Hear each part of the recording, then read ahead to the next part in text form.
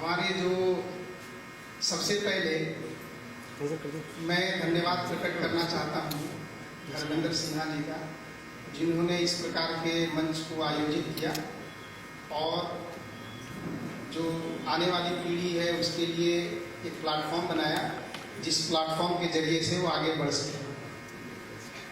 मैं धन्यवाद सब बाकी लोगों का भी प्रकट करना चाहता हूँ, जो डिस्टिंग्विश्ड गेस्ट हैं, जो इनवाइटेड गेस्ट हैं, गार्जियंस हैं और हमारे जो टैलेंटेड स्टूडेंट्स हैं, जिनका हमने छोटी छोटी प्रस्तुतियाँ, स्मॉल प्रेजेंटेशंस को हमने अभी सुना है। उनमें से कुछ चीज़ों को मैं थोड़ा सा आपके सामने अपनी व्यूज़ को एक्सप्रेस करूँगा।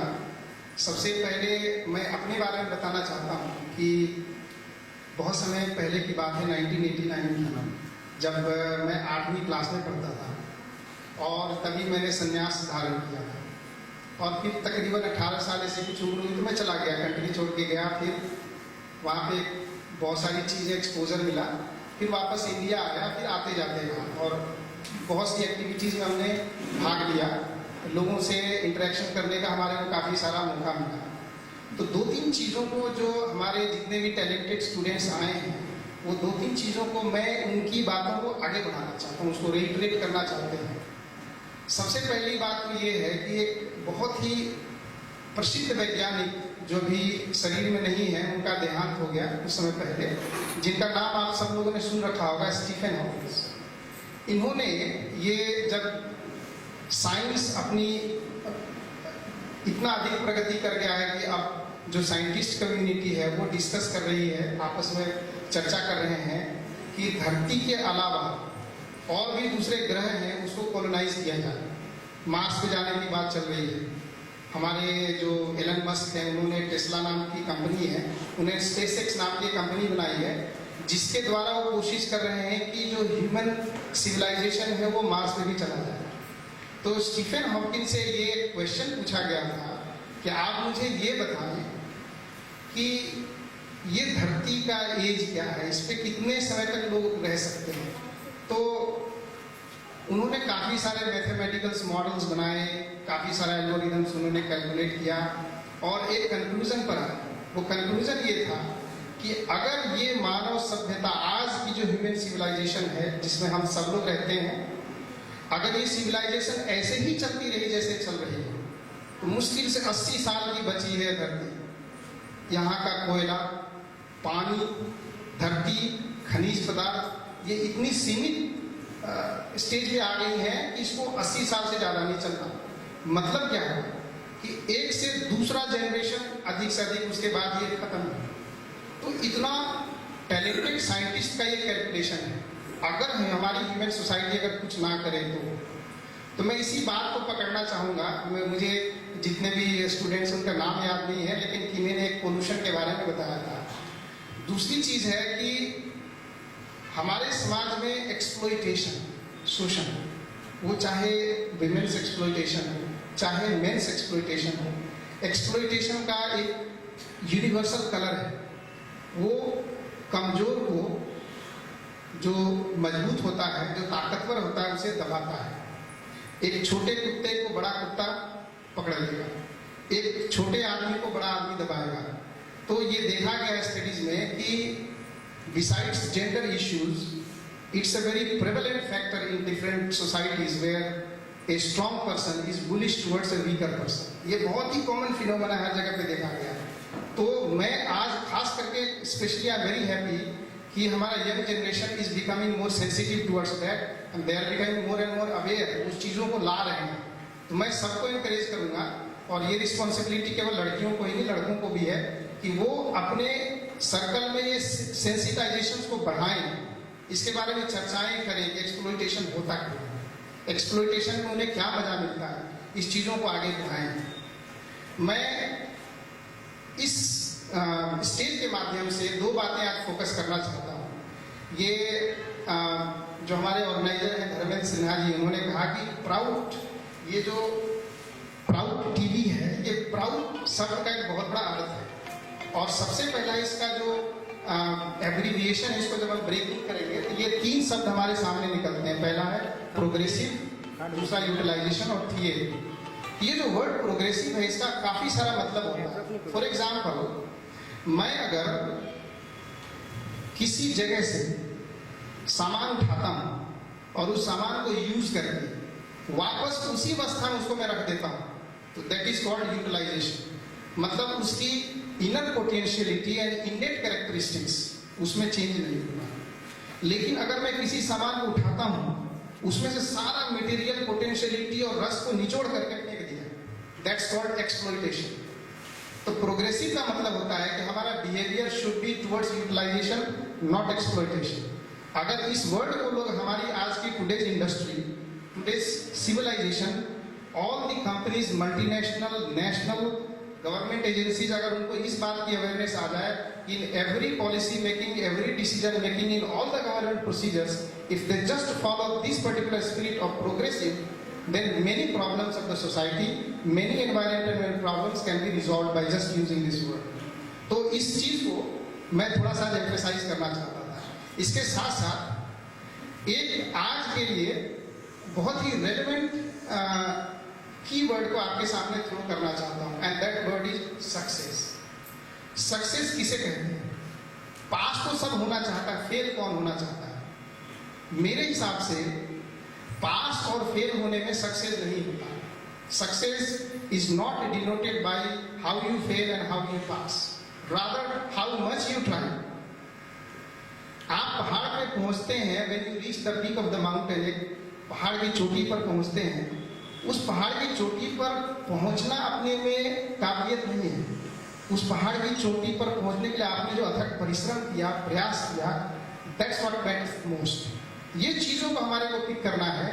इस सक्सेस को हमारे को एक दूसरे कॉर्पोरेट एनवायरनमेंट से बाहर निकालना है, सूडो मॉडर्निटी से बाहर निकाल करके let us blend the old culture and the modernity of today.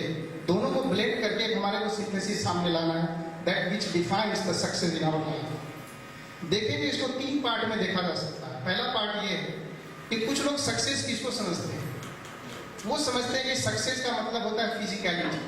Physicality दो रूप से आती है, एस्थेटिक्स यानी हम कितने सुंदर हैं, कितने बदसूरत हैं, तो लोग इसको भी सक्सेस से गिन लेते हैं। कुछ लोगों का सोचना होता है वो गलत है। कुछ लोग क्या करते हैं कि उसको they view it from the point of view of quantum, कि मैं कितना बड़ा हूँ, 4 को मुक्का मार दूंगा, 2 को ढकेल दूंगा, 4 को गिरा दूंगा। तो वो सोचते हैं कि मैं सक्सेसफुल हूँ, कि मैं बहुत बड़ा पहलवान हूँ। या अगर इसका काउंटर पार्ट लेडीज में देखेंगे, सोचेंगे I am beautiful therefore I am success. मैं कहना चाहता हूं कि that is not a definition of success, may be it is partial. Success का एक दूसरा पार्ट भी है कि लोग जो परसीव करते हैं कि I am intellectual, I have knowledge, मैं 10 लोगों के सामने भाषण दे सकता हूं, 10 लोगों को इन्फ्लुएंस कर सकता हूं, I can give all kinds of presentation in a kind of formal, informal talks, extemporaneous, any kind of settings. I can give a talk, I can influence people, I can express my depth of knowledge to the people. तो ये जो intellectuality है, that also does not define a success in one's person. ये success को define नहीं करता। तीसरी बात ये है कि भगवान कृष्ण पुराणों में कहते हैं कि ना हम तिष्ठामि वैकुंठे ना योगिनां हृदये च मद्भक्ता यत्र गायन्ति तत्र तिष्ठामि नारद। वो कहते हैं आई डू नॉट, मैं योगियों के हृदय में नहीं रहता हूँ। ये भगवान कहते हैं कि जो योगी होते हैं ना, जो जंगल में रहते हैं, मैं उनके हृदय में नहीं रहता हूँ। और ना मैं मेरा जो नाम गाते हैं, भजन करते हैं, उनके हृदय में भी नहीं। वो कहते हैं जो भी मुझे प्यार से पुकारता है, अपने दिल से पुकारता, मैं उसके हृदय में जाता हूँ। वो चाहे जंगल में हो, चाहे पहाड़ में हो, चाहे गुफाओं में हो, चाहे सड़क पर हो, चाहे शहर में हो, उससे कोई फर्क नहीं पड़ता है। तो let us redefine the meaning of success here. हमने क्या देखा कि फिजिकलिटी हमारे सक्सेस को डिफाइन नहीं करता, may be it does little bit. हमारी इंटेलेक्चुअलिटी सक्सेस को डिफाइन नहीं करता, मे बी लिटिल बिट। हमारी स्पिरिचुअलिटी, जो स्पिरिचुअल एरिया है हमारे जीवन का, वो भी सक्सेस को डिफाइन नहीं करता है, मे बी लिटिल बिट। लेकिन क्या हम अगर तीनों को जोड़ दें तो what if a person is physically fit, mentally strong and spiritually elevated, अगर उसके अंदर तीनों क्वालिटीज हो जाए फ्रॉम माई परस्पेक्टिव ऐसे व्यक्ति को मैं कहूंगा कि that person is successful. That brings the blending of our research and all the deep thinking from our rishis and munis and the modern thinking of today. मैं आपको एक बात और कहना चाहूँगा कि अवधूत दत्तात्रेय वो अपने किताब में he defines how a management should be. आज हम मैनेजमेंट की बातें करते हैं. I have also gone through management schools, पढ़ाई की है, देखा है, I have addressed management gatherings. तो एक चीज मैंने कॉमन फैक्टर देखा कि मैनेजमेंट में लोगों को पढ़ाया जाता है कि how to deal with people. Management means how to deal with people और how to deal with situations. तो पीपल एंड सिचुएशंस को डील करते वक्त उन्हें कीवर्ड सिखाया जाता है कि how do you stay in the present. क्योंकि इन नॉर्मल थिंकिंग प्रोसेस, जैसे आप लोग हमारे भाषा को सुन रहे हैं, हमारे भाषण को सुन रहे हैं, सुनते वक्त आपका माइंड इज एनालिटिकल. आप सुनते सुनते सोच रहे हैं कि ये स्वामी जी, दादाजी जो बोल रहे हैं वो लॉजिकल है या नहीं है. Should I accept it or not accept it? ये हमारे काम की चीज है या नहीं है. ये सोचेंगे कि does it make sense for me or not. ये जो either और की जो थिंकिंग है माइंड में कॉन्स्टेंटली गोइंग ऑन, इसी को हम कहते हैं रिलेटिव थिंकिंग, एनालिटिकल थिंकिंग. हमारे को अगर अपने पर्सनालिटी के व्यक्ति को फुल पोटेंशियल रियलाइज करना है तो इस एनालिटिकल थिंकिंग से ऊपर उठना होता है. माइंड के न्यूट्रलिटी को लाना पड़ता है सामने, तो आदमी एक्सप्रेशन एकदम फुल उठ जाता है. उसको किसी प्रकार की बॉन्डेज नहीं रहती है कि हम यहाँ नहीं सोचे, वहाँ नहीं सोचे. माइंड 360 डिग्री में काम करना शुरू कर देता है. तो ये जो माइंड को ऊपर ले जाने की जो प्रथा है, उसमें क्या होती है कि हम प्रेजेंट में बैठे हैं, फ्यूचर की सोच रहे हैं, और जहां पे हमारे को फ्यूचर में सोचना चाहिए हम पास्ट से इन्फ्लुएंस हो रहे हैं. तो हमारे लाइफ में क्या होता है कि we are affected by the past and influenced by the future. We never live in the present. और इसको शिव भगवान कहते हैं, जिसको अवधूत दत्तात्रेय जी रिपीट करते हैं कि वासना वर्जितं येन वक्तव्यं च निरामया वर्तमानेषु वर्ते. Be in the present. आप प्रेजेंट को एंजॉय करो, प्रेजेंट को एंजॉय करो. मैं जिस संस्था से बिलोंग करता हूँ, जिस आइडियोलॉजी को मैं रिप्रेजेंट करता हूँ, उसका नाम है आनंद मार्ग. यहाँ पे आनंद का मतलब होता है a perfect happiness, not pleasure. A pleasure क्या होता है? सेंसरी परसेप्शंस, उसको हम प्लेजर कहते हैं. हैप्पीनेस होता है अंदर की खुशी. ये खुशी होता है, इसी को संस्कृत में कहा गया आनंद. And in Greek term they call it eudaimonia. तो हमारे जो ग्रीक फिलोसोफर्स हैं, जैसे प्लाटो है, सोक्रेटिस है, they have basically express the same sentiment. हमारी जो इंडियन फिलोसफी है, वेस्टर्न फिलोसफी है, ये दोनों में कॉमन लिंक है. वो लिंक क्या है कि उसको यूडोमोनिया कहते हैं, परफेक्ट हैप्पीनेस, और यहाँ पे हम उसको आनंद कहते हैं. तो जो व्यक्ति अपने जीवन में खुश नहीं हो पाता है, वो दूसरों को खुश नहीं कर पाता है. कि जब आदमी अपने जीवन में इस आनंद खुशी को पा लेता है, तो उस खुशी के पाने के जब रास्ते पे चल पड़ता है, तो उसी को कहते हैं आनंद मार्ग, यानी अ वे, अ पाथ ऑफ हैप्पीनेस. तो इस साइकोलॉजी को मैं यहाँ पे, इस आइडियोलॉजी को मैं रिप्रेजेंट कर रहा हूँ आपके सामने. तो मेरा ये कहना है कि अगर हम प्रेजेंट में रहना सीख लें तो we can realise our full potential और इस अंदर की खुशी को पा सकते हैं. तो एज ए कंक्लूजन मैं ये कहना चाहूँगा कि हमारी जो करंट जनरेशन है, फ्यूचर जनरेशन है, दो चीज़ों से मुझे काफ़ी अच्छा इंप्रेशन हुआ आज. एक तो ये जो टाटा नगर सिटी है, I think it's a multi cultural city. यहाँ पे लोग अलग अलग कल्चर से, अलग अलग लैंग्वेज से, अलग अलग सोशल बैकग्राउंड से यहाँ लोग आते हैं. तो लोगों की जो साइको फिजिकल ब्लेंडिंग है, उसके अनुसार लोगों का टेम्परामेंट काफ़ी ठंडा है. अब आप उधर हरियाणा साइड पे जाओगे तो बोले क्या कर रहा है, क्या कर रहा है, तो वो बड़े लड़ाकू तरीके से बात करते हैं. कम से कम वो टेम्परामेंट यहाँ थोड़ा ठंडा है. तो I feel that and that's quite appreciative, you know, that's very nice thing. पहली चीज. दूसरी चीज है कि ये जो यंग जनरेशन, यहाँ पे जो एजुकेशन का एक माहौल है, and I really want to appreciate that as well. ये जो माहौल है, इसको बरकरार रखना चाहिए, इसको आगे बढ़ाना चाहिए. तो मेरा पहला एडवाइस रहेगा कि जो यंग जनरेशन है वो बहुत ही तेजी से आगे बढ़े और अपने फेलियर को कभी सक्सेस मतलब उसको नहीं समझे कि हमारे हाथ से सक्सेस निकल गया। फॉर एग्जाम्पल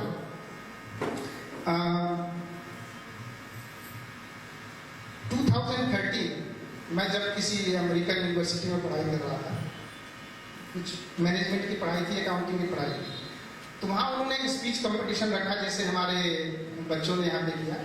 वो स्पीच कंपटीशन था, is called spectacular vernacular speech competition. तो वहाँ पे 24,000 स्टूडेंट्स, अमेरिकन स्टूडेंट्स, जिनकी नेटिव लैंग्वेज इंग्लिश, मैं नेटिव लैंग्वेज इंग्लिश नहीं है, मेरा हिंदी है, टूटा फूटा है। तो उस कंपटीशन में चूंकि पढ़ाई करता था naturally by kind of course of action, वो चाहते थे कि मैं भी पार्टिसिपेट करूँ, तो मैंने भी पार्टिसिपेट किया। पार्टिसिपेट करके and I went through different phases, उन्होंने हमारे को ट्रेनिंग दी थी और lastly I was first in the whole university. एक non English speaker student India से आता है, वहाँ के अमेरिका के कोर में जाकर के वहाँ की यूनिवर्सिटी में टॉपर हो गया उन्हीं की भाषा में। ये ऐसा क्यों हुआ? I give all of this credit to my failure, not to my wins. हम जीतने से नहीं सीखे हैं, जीतने से तो सीखना बंद हो जाता है। जो आदमी कंपटीशन जीतता है उसके दिमाग में ढक्कन लग गया और सोच लिया कि मैंने सीख लिया। जो फेल हो रहा है ना, वो बहुत सीखता है। इसीलिए मैं कहूँगा कि equal credit goes to one who succeeds और one who wins and keeps on winning and doesn't stop there, and the other person who fails but learned from the failure and advances further।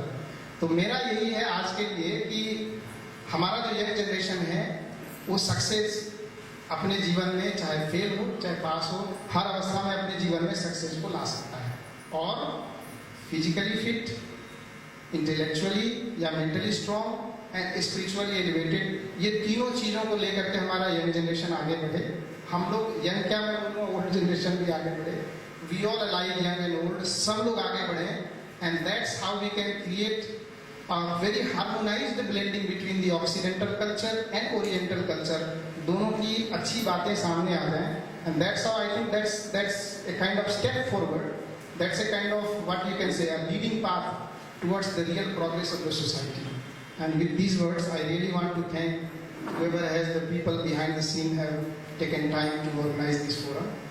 और कभी आप लोगों से फिर दोबारा मौका मिलेगा तो फिर बातचीत होगी। Many many thanks. धन्यवाद आचार्य धर्म प्रेमानंद जी को।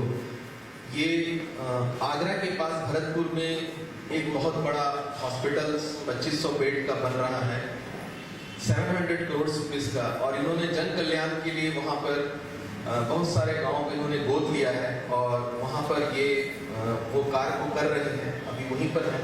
हो सका कुछ दिनों के बाद ये बाहर चले जाएं, लेकिन ये बहुत बड़ा एक कार्य कर रहे हैं समाज को लेकर, समाज उत्थान को लेकर, जन कल्याण को लेकर।